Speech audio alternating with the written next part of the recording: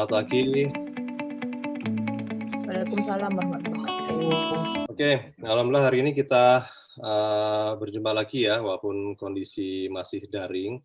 Jadi kita sekarang sudah kita masih masuk ke materi yang pertama, ya. Jadi Anda di sini belajar masuk ke dalam mata kuliah kewirausahaan yang memang harapannya khususnya dari UPN ya, dari instansi bisa menghasilkan banyak dari kalian startup-startup baru. Ya, jadi sebelum saya menyampaikan lebih jauh lagi ya tentang materi tentang kewirausahaan pada hari ini. Ya, karena memang saya akan menyampaikan terlebih dahulu terkait masalah kontrak kuliah kewirausahaan. Jadi di mata kuliah ini Anda tidak hanya belajar terkait masalah teori saja, tetapi nanti kami minta untuk kalian untuk juga praktek ya, di mana nanti Anda juga perlu ada beberapa hal yang memang produk-produk Anda memang perlu Anda jual, kemudian output-nya pun juga nanti kalian diharapkan untuk bisa memiliki bisnis plan sendiri. Nanti insya Allah kita akan pertemuan selama 14 kali. Nah, ini penilaian kami, penilaian kalian adalah tugas kelompok 60% ya. Jadi perlu Anda perhatikan bahwa karena di sini kita bermain secara kelompok, ya, jadi kita akan menilai lebih banyak secara persentasenya dari tugas kelompok. Ya. Oke, saya langsung aja ya untuk kalian. Jadi kenapa sih Anda perlu belajar di mata kuliah kewirausahaan ini? Karena di sini Anda akan belajar banyak hal ya yang tidak hanya sekedar teori dan juga tidak hanya sekedar masalah pelajaran-pelajaran atau mata kuliah yang memang Anda hanya bermain di analisa saja, tetapi harapannya pun Anda pun akan langsung mempraktekkan langsung ya. Karena ketika Anda belajar dalam kewirausahaan ini ya, Anda akan belajar bagaimana bisa mengorganize ya teman-teman Anda, tim Anda. Karena nanti dalam waktu ketika dalam tim ini Anda akan kami anggap adalah itu menjadi sebuah perusahaan gitu ya. Kemudian Anda pun juga akan belajar untuk bagaimana menganalisis ya dari merancang kemudian sampai akhirnya ya dari merancang bisnis Anda, ide-ide bisnis Anda sampai akhirnya bisa Anda aplikasikan. Kemudian Anda akan belajar bagaimana untuk bisa berkomunikasi ya, bernegosiasi. Anda akan nanti misalkan kontak dengan supplier ya, konsumen dan lain sebagainya. Nah, itu yang perlu Anda perhatikan bahwa kita belajar dalam kewirausahaan ini tidak hanya intinya Anda akan belajar terkait juga membentuk mental maupun juga karakter Anda ya, mindset dan lain sebagainya. Oke, nah ini kebanyakan ya, saya yakin kebanyakan dari Anda ya, banyak paradigma umum ketika kita kuliah gitu kan. Setelah lulus kuliah gitu kan, pokoknya kuliah yang rajin, yang pinter sehingga bisa dapetin IPK yang bagus gitu kan, IPK cum laude, terus habis itu nyari kerjaan. Nah, saya yakin pasti hampir sebagian dari kita paradigma umum seperti itu. Nah, cuma masalahnya tidak banyak orang yang memilih menjadi wirausaha itu menjadi salah satu profesi mereka. Ya, nah, memang untuk menjadi seorang wirausaha itu memang bermacam-macam ya tujuannya, entah itu mereka terkait masalah karir, kemudian mereka pasti untuk bisa mendapatkan uang ya atau materi yang lebih banyak lagi, atau mungkin wirausaha di sini Anda memiliki tujuan bahwa saya ingin bisa memberdayakan masyarakat atau memberdayakan orang-orang sekitar saya. Itu pasti dari Anda memiliki tujuan yang berbeda-beda ya. Oke, nah ini memang untuk tahapan pembelajaran di KWU di UPN ini ya, memang dari pembelajaran mata kuliah ini harapannya Anda bisa menyusun bisnis plan dan bisnis model kanvas, yang di mana nanti kami arahkan Anda untuk bisa membuat proposal ya, yang bisa diajukan kepada program kreativitas mahasiswa, yang di mana nanti akan diseleksi oleh UPT KWU, dan harapannya Anda bisa menjadi startup baru yang akan dibimbing oleh inkubator bisnis di UPN. Nah, jadi Seperti itu ya, Mas Mbak ya. Jadi ketika tujuan Anda belajar, salah satunya belajar di mata kuliah KWU ini. Oke, ya ini kita lihat terlebih dahulu ya bahwa masih banyak PR kita sebagai generasi-generasi muda di Indonesia. Jadi kita masih banyak PR di mana banyak orang-orang yang membutuhkan kita ya. Entah itu secara orang miskin atau pengangguran ya dan lain sebagainya. Nah, oleh karena itu ya, ini menjadi tugas kita untuk bagaimana setidaknya kita bisa membantu. Jadi tidak hanya sekedar kita berpikir apa yang didapatkan dari pemerintah ya, tapi kita harus perlu berpikir bahwa apa yang bisa kita berikan kepada negara ini. Nah, ini kadang-kadang pola pikir seperti ini yang perlu kita rubah ya. Nah, Anda juga pasti tahu lah ya kalau kita lihat bahwa dari 10 atau misalkan 100 ya 100 orang-orang terkaya di dunia atau di Indonesia, pasti kalau Anda lihat kebanyakan rata-rata dari mereka adalah menjadi seorang pengusaha gitu ya. Nah, ini kita lihat bahwa pentingnya di Indonesia ini khususnya bahwa yang disebut dengan negara-negara maju itu bisa salah satu indikatornya adalah persentase banyaknya pengusaha-pengusaha di negara tersebut. Ya, oke. Khususnya juga di Indonesia khususnya ya, memang kita melihat bahwa sekitar 98% ya, sekitar 98%, 99% itu pendapatan negara kita ini memang bisa banyak dari para pelaku UMKM ya. Jadi misalkan Anda pun menjadi seorang pelaku UMKM, ya Anda jangan merasa jangan merasa rendah diri. Justru kita harus bangga kita tuh menjadi seorang pelaku UMKM. Karena kita memberikan kontribusi kepada negara ya. Tidak hanya sekedar masalah devisa juga, tetapi apa? Untuk membuka lapangan pekerjaan ya. Karena 80% lebih ya penyerapan tenaga kerja itu ya berasal dari UMKM. Nah, ini luar biasanya ya makanya oleh karena itu Anda dari sini Anda menjadi tahu ya kenapa sih pentingnya kita tuh menjadi seorang pengusaha gitu ya. Oke. Nah, ini kita lihat juga bahwa khususnya di Indonesia ini sangat sulit ya menjadi pengusaha ya karena entah mungkin satu sisi juga ya karena tadi ya mindset atau pola pikir yang sudah tertanam di kebanyakan kita gitu kan, akhirnya ujungnya kita menjadi seorang pekerja gitu ya. Sebenarnya nggak ada masalah kita menjadi seorang pekerja, tapi setidaknya kita bisa tahu apa sih tujuan kita gitu kan. Kenapa sih kita perlu, walaupun kita bisa bekerja di dalam sebuah perusahaan gitu ya, tapi kita setidaknya bisa memiliki sikap-sikap atau pola pikir menjadi seorang intrapreneur ya.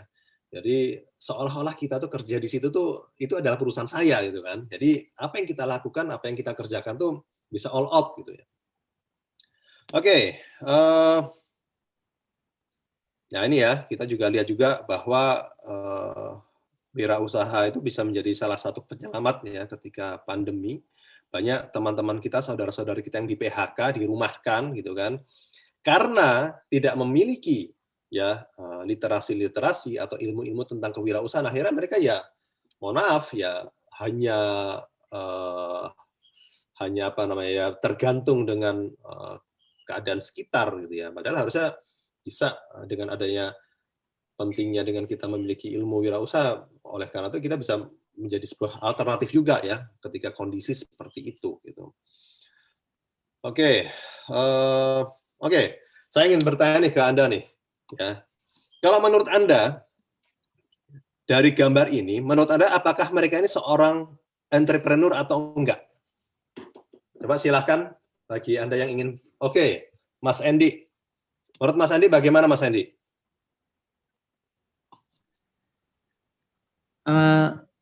Baik Pak Egan, saya mahasiswa NPM 0724118602 Pak. Saya mau bertanya dulu Pak. Kalau itu tadi kan dijelaskan nanti hasil akhirnya tentang rancangan bisnis. Kalau saya sudah punya bisnis, bisa saya pakai Pak? Oke, sip, makasih pertanyaan Mas Andi, pertanyaan yang bagus. Kalau misalkan nih dari kalian, ada nggak yang sudah punya usaha, dan dari usaha itu bisa dijadikan menjadi sebuah proposal bisnis plan? Ya, boleh banget ya. Justru dengan seperti itu Anda bisa siapa tahu itu bisa menjadi salah satu bentuk Anda bisa memajukan bisnis Anda, Mas Hendy. Itu ya, Mas Hendy ya. Oke, Pak. Baik, Pak. Makasih, Pak. Oke, ada yang lain nih kira-kira nih. Ada yang mau ingin ditanyakan atau mungkin saya ingin bertanya kepada Anda nih. Kalau menurut Anda yang ada di gambar ini, di foto ini, termasuk seorang entrepreneur atau enggak sih? Mohon izin Pak Egan, saya Mas. Oke, silakan Mas Fazlul. Kalau saya melihat ya, saya ingin menjawab pertanyaan Bapak, tapi mohon maaf sebelumnya Pak, saya izin off cam Pak, karena jaringan tidak mendukung dan situasi tidak mendukung, jadi saya mohon izin off cam. Saya ingin mengatakan bahwa kalau menjawab pertanyaan Bapak yang di slide ini, apakah mereka termasuk seorang entrepreneur? Kalau yang saya pahami ya Pak, mereka entrepreneur karena mereka berusaha mengusahakan dari diri sendiri, kemudian membuat produk itu untuk dari diri mereka sendiri dan menjualnya, dan itu tidak bergantung kepada orang lain, jadi bergantung kepada mereka. Itu satu Pak. Yang kedua, saya punya pertanyaan, bagaimana dengan kalau dalam agama ya Pak, kayak orang-orang yang membuat pengajian sendiri terus memanfaatkan kumpulan orang-orang itu kemudian buat bikin apa ya, kayak semacam arisan jamaah masing-masing. Ada tuh Pak yang kayak gitu, ibu-ibu pengajian kumpul gitu Pak. Ya ngomongnya aja sih Pak pengajian tapi isinya arisan gitu. Itu entrepreneur agama atau gimana ya Pak menurut Bapak? Terima kasih banyak Pak, itu saja, mohon maaf. Ya, baik Mas Fazlul. Ya, ini pertanyaan yang menurut saya mungkin akan saya lempar ya kepada teman-teman yang lain ya. Kira-kira ini pertanyaan yang cukup menantang menurut saya. Tapi sebelumnya saya akan sampaikan terlebih dahulu sebelum saya menjawab pertanyaan dari Mas Fazlul tadi. Apakah ini yang digambarkan adalah menjadi seorang entrepreneur ya? Nah, ini perlu kita pahami terlebih dahulu nih, Mas Mbak ya. Jadi sebenarnya sih apa sih perbedaan antara entrepreneur sama pedagang? Nah, ini yang perlu kita pahami terlebih dahulu. Jadi sebenarnya yang digambar ini bisa dikatakan seorang entrepreneur atau pedagang. Jadi kalau kita melihat sebenarnya, ya, nah ini termasuk juga ya, apakah mereka seorang entrepreneur, kemudian ini, nah sedangkan bagaimana kalau seperti ini nih. Nah, jadi kalau kita melihat secara definisi, apa sih entrepreneurship? Ya, jadi inti dari kewirausahaan adalah kemampuan untuk menciptakan sesuatu hal yang baru ya, atau berbeda. Jadi create new and different ya, melalui berpikir yang kreatif dan inovatif. Jadi kalau kita berbicara masalah menjadi seorang pengusaha, menjadi seorang entrepreneur, memang kita di situ tidak hanya sekedar, memang di situ memang kita membutuhkan pikiran-pikiran yang inovatif dan juga kreatif. Tetapi seorang pengusaha itu juga berpikir bagaimana untuk jangka ke depannya. Dan itu berbeda ketika misalkan menjadi seorang pedagang ya. Kalau pedagang itu ya yang penting pokoknya saya jualan, saya dapat cuan, selesai untuk kebutuhan sehari-hari. Tapi mereka tidak berpikir bagaimana untuk ke depannya ini, bagaimana untuk pengembangan bisnisnya. Kira-kira ada produk-produk lagi nggak yang akan yang akan diperbarui lagi atau yang diferensiasi lagi dan lain sebagainya. Oke, itu ya contoh perbedaan antara entrepreneur sama pedagang ya Bapak Ibu ya. Nah, jadi kalau saya menjawab pertanyaan dari Mas Fazlul tadi, nah kalau kira-kira nih ibu-ibu pengajian kayak tadi itu kira-kira gimana nih memberikan kesempatan? Mungkin ada nggak dari teman-teman yang ingin membantu saya untuk menjawab dari pertanyaan dari Mas Fazlul tadi?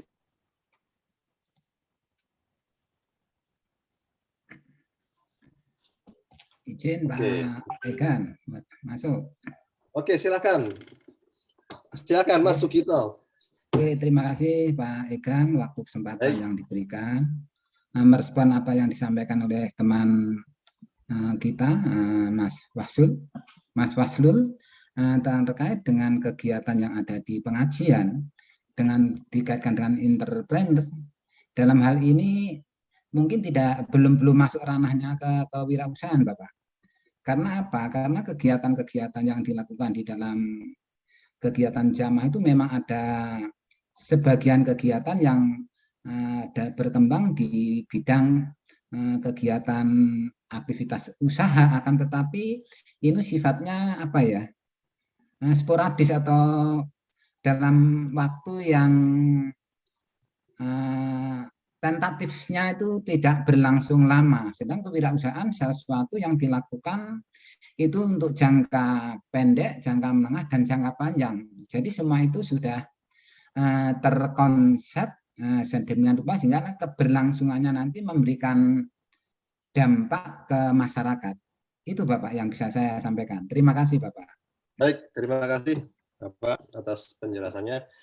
Jadi betul ya, saya sampaikan apa yang disampaikan oleh Pak Sugito. Jadi sebenarnya kalau kasus yang disampaikan oleh Mas Wasrul tadi, di mana misalnya ada ibu-ibu pengajian, akhirnya dia mengadakan arisan, atau mungkin sambil jualan juga menawarkan. Nah, oke. Sebenarnya satu sisi juga itu bisa menjadi sebuah peluang juga sebenarnya, karena market mereka mungkin bisa dikatakan ibu-ibu gitu kan. Ya, tapi memang tadi yang saya sampaikan bahwa berbeda antara ketika kita tuh pengusaha dengan hanya sekedar berdagang. Ya, mungkin kalau misalnya ibu-ibu hanya sekedar jualan dan selesai gitu aja ya, mungkin bisa dikatakan ya masih skala yang hanya dagang saja. Tetapi kalau kita ibu-ibu tersebut misalkan berpikiran bagaimana produk itu bisa dikembangkan, dia mencoba untuk mencari reseller dari ibu-ibu yang ada di pengajian itu kan. Kemudian bagaimana untuk bisa peningkatan penjualannya, kira-kira produk seperti apa lebih dikembangkan lagi dan sebagainya, itu bisa dikatakan beliau itu bisa menangkap peluang dari market yang ada. Baik ya, saya rasa cukup Mas Mbak. Jadi untuk materi pada hari ini ya. Jadi setidaknya Anda lebih memahami tentang kenapa sih pentingnya Anda itu menjadi seorang pengusaha ya, dan untuk membentuk pola pikir yang ada ya. Jadi biar kedepannya ya khususnya Anda ketika masih kuliah saat ini bisa mencoba untuk bisa memiliki pengalaman yang lebih ya, sehingga Anda bisa menjadi seorang pengusaha yang tangguh. Baik, saya rasa cukup untuk materi pada hari ini. Silakan mungkin Mas Mbak, saya mungkin membuka 1 sampai 2 penanya saja. Silakan.